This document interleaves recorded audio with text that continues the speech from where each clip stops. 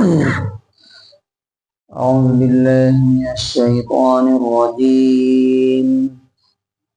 بسم الله الرحمن الرحيم قل لا أجد فيما أوحي إلي محرما على طاعم يطعمه إلا أن يكون ميتة أو دما مسفوحا أو لحم خنزير فإنه رجس أو فسقا أهل لغير الله به فمن اضطر غير باغ ولا عاد فإن ربك غفور رحيم۔ سورہ انعام سورہ نمبر 6 آیت نمبر 145۔ قل آپ کہہ دیجئے لا اجد میں نہیں پاتا ہوں فیما اوحی الیہ اس کتاب کے اندر جو میرے طرف فرشتے کے ذریعے بھیجی گئی وحی کی گئی ہے، محرمن کوئی چیز حرام، علی طاعم کھانے والے کے لیے، یطعمہ جو وہ کھاتا ہے، الا سوائے ان یکون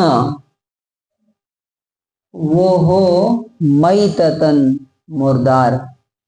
مردار میں کسی بھی طرح کا، خود سے کوئی مر گیا ہو، بیماری سے مر گیا یا گر کے مر گیا، تو اگر کوئی جانور مردار ہے تو وہ حرام ہے، او دمم مسفوحا یا بہتا ہوا خون، او لحم خنزیر یا سور کا گوشت، فإنہ رجس کیونکہ وہ ناپاک اور گندا ہے، او فسقا یا نافرمانی کا، اہل لغیر اللہ بہ جسے اللہ کے علاوہ کسی اور کے نام پر ذبح کیا گیا، کسی بت کے نام پہ، کسی استانے کے نام پہ، کسی پیر کے نام پہ۔ فمن اضطر یہ جو حرام چیزیں ہیں اگر کوئی بالکل مجبور ہو جائے، یعنی ان کے علاوہ ایسی جگہ وہ پہنچ جائے کہ ان کے علاوہ کوئی اور چیز نہ ملے اور وہ مر رہا، تو کہتے ہیں غیر باغن وہ اس چیز کا چاہنے والا نہ ہو۔ فار ایگزامپل کہیں ایسی جگہ ہے جہاں صرف مردار ہی ہے کھانے کے لیے یا پینے کے لیے شراب ہے، اور اگر نہیں پیے گا یا نہیں کھائے گا تو مر جائے گا، تو اللہ تعالیٰ کہتا ہے ایسے شخص کے لیے اس میں سے اتنا کھانا جس سے اس کی جان بچ سکے حلال ہے، لیکن کنڈیشن کیا ہے؟ غیر باغن وہ اس کو چاہت سے نہ کھائے، دل سے نہ کھائے، بدرجہ مجبوری، ولا عادن اور لمٹ کراس نہ کرے، مطلب اس کو معلوم ہے کہ اگر اتنے سے میری جان بچ جائے گی تو اتنا نہ کھائے، اگر ایک گھونٹ سے جان بچ سکتی ہے، ایک گھونٹ شراب سے، تو 2 گھونٹ نہ پیے، ولا عادن فإن ربک غفور رحیم تو ایسی کنڈیشن میں تمہارا رب بڑا معاف کرنے والا اور بڑا رحم کرنے والا۔ اس کا انگلش ٹرانسلیشن ہے Say, I don't find within that which was revealed to me anything forbidden to one who would eat it,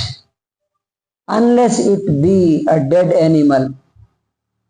or blood spilled out, or the flesh of swine,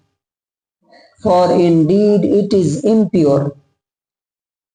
or it be that slaughtered, dedicated to other than Allah, but who is in emergency, who is forced by necessity, neither desiring it nor transgressing its limits, then indeed your Lord is forgiving and merciful. تو اس آیت کا conclusion اور خلاصہ کیا ہے کہ جس وقت یہ آیت اتری تھی اس وقت اللہ تبارک و تعالیٰ نے اتنی چیزیں حرام کی، لیکن اس کے بعد پھر سورہ مائدہ اتری، اس میں اور کچھ حرام چیزوں کی لسٹ بتائی گئی ہے اور وہ فائنل ہے۔ یہ آیت یہاں پر اس لیے اللہ تبارک و تعالیٰ نے بیان کی کہ ان کے علاوہ جن جانوروں کو الگ الگ ناموں سے وہاں کے لوگوں نے حرام کر لیا تھا، بحیرہ، سائبہ، حام، یہ ساری چیزیں، اونٹنی کے نام تھے، یہ اونٹنی کے، گائے کے، بیل کے، جن کو وہ الگ الگ ناموں سے چھوڑ دیتے تھے، ان کا گوشت کھانا، ان کی سواری کرنا سب حرام کر لیتے تھے۔ تو اللہ تعالیٰ نے کہا کہ یہ اللہ تبارک و تعالیٰ نے حرام نہیں کیا ہے۔ تو اس کا لیسن کیا ہے کہ ہمیں بھی اللہ رب العزت نے جتنا حلال کیا ہے اتنا حلال کرنا ہے، جتنا حرام کیا ہے اتنا حرام کرنا ہے۔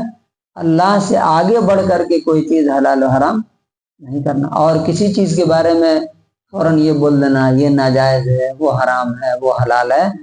بغیر کسی دلیل کے، یہ بہت بڑا جرم ہے۔ تو اللہ تبارک و تعالیٰ سے دعا ہے کہ اللہ تعالیٰ اس کی لمٹس کے اندر ہمیں رہنے کی توفیق نصیب فرمائے۔